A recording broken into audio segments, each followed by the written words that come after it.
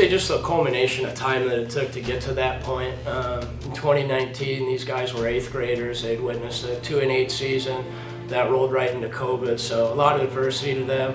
They never turned back. They always just kept moving forward, losing a heartbreaker the next year in the final seconds, missing a field goal.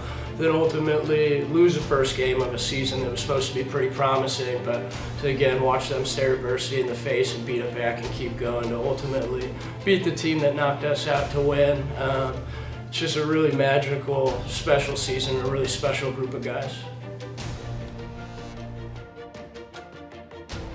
It's an awesome recognition, especially to be put up there with EJ and Tony, two great guys, great coaches who've had great seasons. I think it's really a team recognition. This doesn't happen with anybody on their own. You need a strong community, administration, obviously a great coaching staff, and those are the guys that make this go. And then obviously the kids who go out there and execute everything. And with the Walter Camp Foundation, awesome group to be recognized by. It means everything. Westport and Staples is a very unique place. There's a lot of rich tradition at Staples and a lot of success, within football and within all the different sports. But the thing that stands out to me the most is the community, the support, the people that show up on Friday nights, showed up at the state championship game, playoff games in the cold, kept showing up after you lose the first game. Just the belief and the support. Really has a family feel to it. I feel good about it. I feel that after things that were going on with head injuries, several years back, I think that the game's never been safer to play. I know for us, we've seen the numbers grow exponentially since this staff started in 2019. So personally, I feel like it's healthy and it's growing, and I don't think there's a better game in the world to help educate and grow the youth of our nation. I'll never forget, one of the reporters was saying to me about, you could go from being 4-0 to a team that is forgotten about, having played New Canaan and Staples and Darien. And when we went into that Darien game, that was the moment. I thought my guys were extremely resilient. They played really well. Probably one of the best games we've played up until that point. And that was really a defining moment. I think, though, however, what really stood out for me last year was the game against Shelton. I got to be honest, when I first saw that game on the schedule, I was like, you got to be kidding me. Such a good, hard-nosed, tough football team. And I didn't know if we were ready to play that kind of football game. And my kids really rose to the challenge, played really well. So what was fulfilling about the year was how we were resilient, coming back after 2 losses. And then to finish off the year at home against a really, really good Shelton team. It was a great effort. It was a great, all year long we really played well, but it was kind of like that was the moment we realized we're pretty good and we may be able to take this a little further into the playoffs than we did last year. What a great honor. I mean, to be nominated with the other coaches that I'm nominated with. Just 2 great guys, 2 great coaches. The history of the Walter Camp Award is just amazing.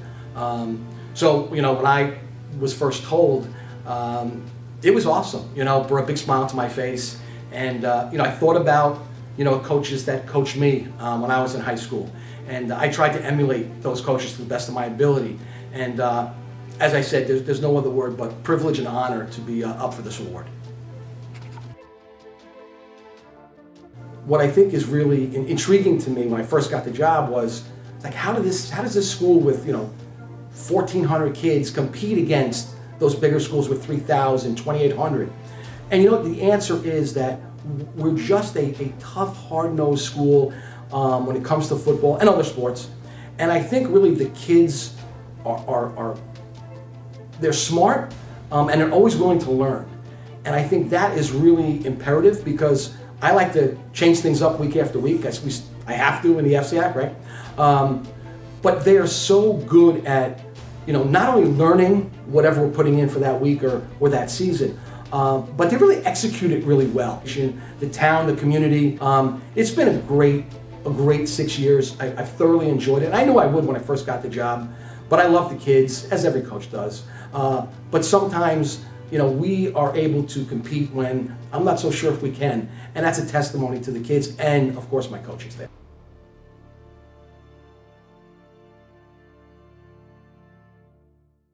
I turn on Channel 247 and I'm watching college football on a Saturday, and I see one of my guys playing for Wake Forest.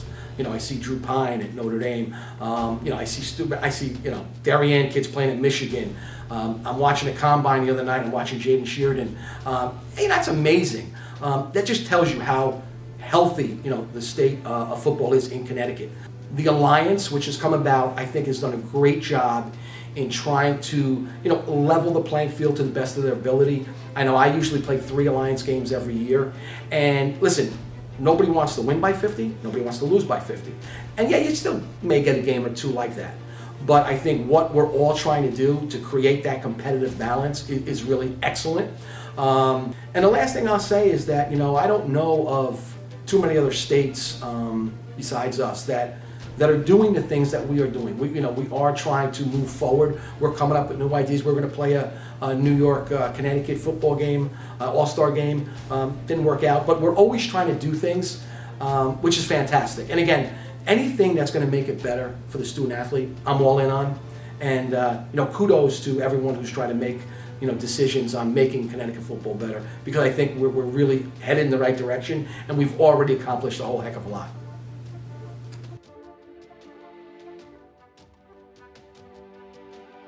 Well, it's a tremendous honor to be included in the Walter Camp Awards ceremony for all that Walter Camp stood for. And then when you look at the 2015 season and the other coaches that were in the same category, Ty Outlaw and Rob Trefone from Bloomfield and Darien, and now last year you had Tommy Brockett and Ansonia's program, and TJ Cavalier and the Barlow program. To be included with those great programs and those great coaches is really an honor. With both of them, when Adam took over the Staples job, we played them in 2019. He has done a remarkable job bringing that program to the #1 spot in Connecticut. I had an opportunity to see his team play on film a few times, and they are everything that they were built to be. EJ and I, it's kind of cool because you have two teams from different leagues, both very competitive leagues, and we've played each other in the last 3 years. So we've started to develop a little rivalry between the two schools and the two towns. And I think EJ would say the same as me. He would agree with me that if we play a 4th time, we're probably doing something right. So here's hoping that we see them next year.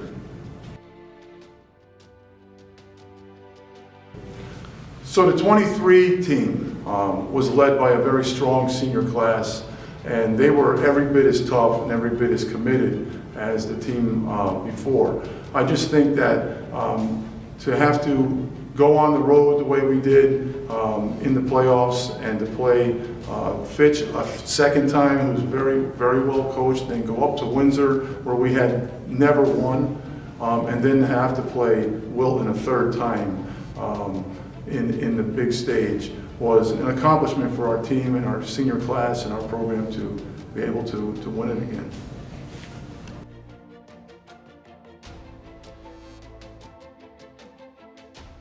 COVID was a major blow to the sport because we shut down. I think we were only one of 2 states in the whole country that shut football down. And I know across the state there was a variety of responses to that. And in North Haven, we were forced to shut down. We were able to practice in cohorts of 10 a couple times a week for about an hour, but it really wasn't football. I think the state of football right now is very good, and I think I would credit all the coaches. We are the kind of men that will not turn our backs on our kids and on our communities and our school. And so I think that the Coaches Association did a remarkable job of rallying and getting the game back up to a high level following COVID. And I think we've had the good fortune of being in the state finals. The venues are great, playing at Central, playing at UConn. The crowds are big. So I think football is as good as it's ever been right now.